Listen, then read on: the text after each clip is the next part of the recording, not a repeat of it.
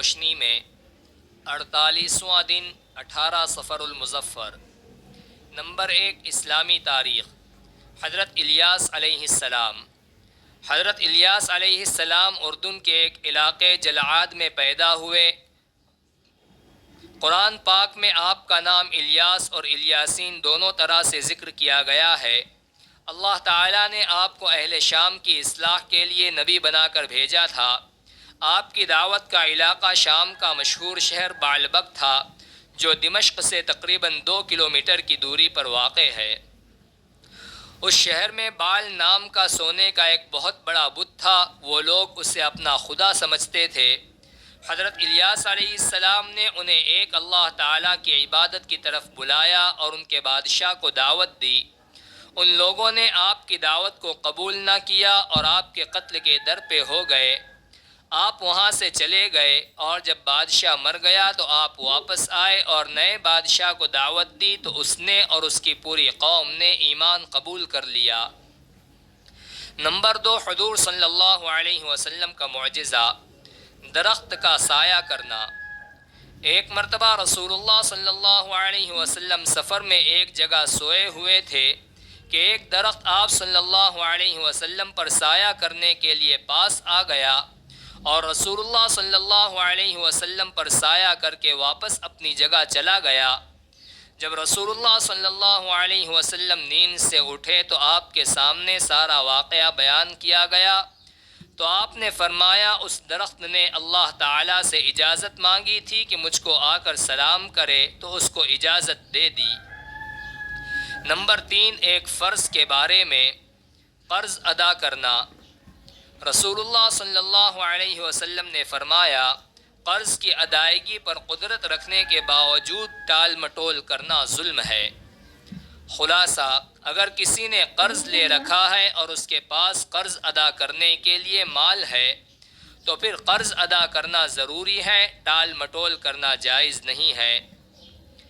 Number 4، ایک سنت کے بارے میں، نماز میں سلام سے پہلے یہ دعا پڑھے۔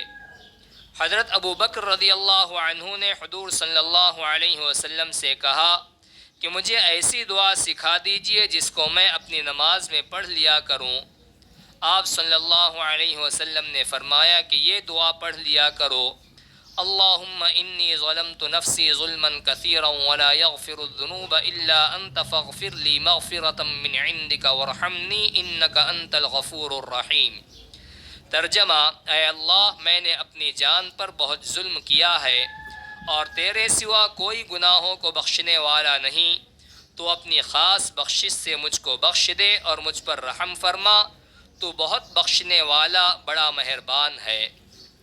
نمبر 5، ایک اہم عمل کی فضیلت، ایک آنسو سے جہنم کے سمندر بجھ سکتے ہیں۔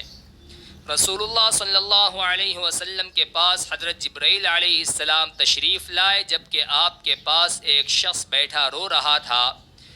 حضرت جبرائیل علیہ السلام نے پوچھا، یہ کون ہے؟ آپ نے فرمایا فلاں شخص ہے۔ تو حضرت جبرائیل نے فرمایا، ہم انسان کے سب اعمال کا وزن کریں گے مگر رونے کا نہیں کر سکیں گے، کیونکہ اللہ تعالیٰ آنسو کے ایک قطرے سے جہنم کے کئی سمندر بجھا دیں گے۔ نمبر 6، ایک گناہ کے بارے میں، اولاد کا قتل کرنا گناہ کبیرہ ہے۔ قرآن میں اللہ تعالیٰ فرماتا ہے، غربت کے ڈر سے اپنی اولاد کو قتل نہ کرو، ہم تم کو بھی رزق دیتے ہیں اور ان کو بھی۔ فائدہ، روزی کا ذمہ اللہ تعالیٰ پر ہے، لہذا روزی کی تنگی کے ڈر سے بچوں کو مار ڈالنا یا حمل گرانا یا پیدائش سے بچنے کی کوئی اور تدبیر اختیار کرنا، جیسا کہ آج کے دور میں ہو رہا ہے، بہت ہی بڑا گناہ اور حرام کام ہے۔ نمبر 7، دنیا کے بارے میں، دنیاوی زندگی کی مثال۔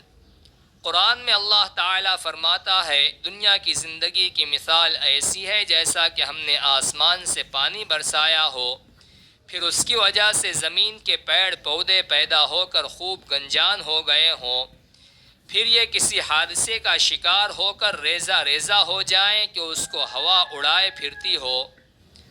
خلاصہ، جس طرح پانی برسنے کی وجہ سے زمین کے پیڑ پودے خوب ہرے بھرے ہو جاتے ہیں، پھر کسی آفت کا شکار ہو کر سب ختم ہو جاتا ہے، اسی طرح دنیاوی زندگی ہے کہ آج سب کچھ موجود ہے اور جب موت آئے گی تو کچھ بھی باقی نہیں رہے گا۔ نمبر 8، آخرت کے بارے میں کافر کے لیے 50,000 سال کی قیامت۔ رسول اللہ صلی اللہ علیہ وسلم نے فرمایا، کافر کو 50,000 سال تک قیامت میں کھڑا کیا جائے گا، جس طرح سے اس نے دنیا میں کوئی عند اللہ قابل قبول نیک عمل نہیں کیا، اور کافر جہنم کو دیکھ رہا ہوگا اور سمجھ رہا ہوگا کہ وہ 40 سال کی مسافت سے مجھے گھیرنے والی ہے۔ نمبر 9، طب نبوی سے علاج، جگر کی حفاظت کا طریقہ۔ رسول اللہ صلی اللہ علیہ وسلم نے فرمایا، جب تم میں سے کوئی پانی پیے تو ٹھہر ٹھہر کر چسکی لے کر پیے اور غٹاغٹ نہ پیے، کیونکہ اس سے جگر میں درد ہوتا ہے۔ نمبر 10، نبی صلی اللہ علیہ وسلم کی نصیحت۔ رسول اللہ صلی اللہ علیہ وسلم نے فرمایا، اپنے ماں باپ اور بتوں کی قسم نہ کھاؤ اور نہ ہی اللہ کے علاوہ کسی اور کی قسم کھاؤ۔ اگر قسم کھانے کی ضرورت پڑ جائے تو صرف اللہ کی سچی قسم کھاؤ۔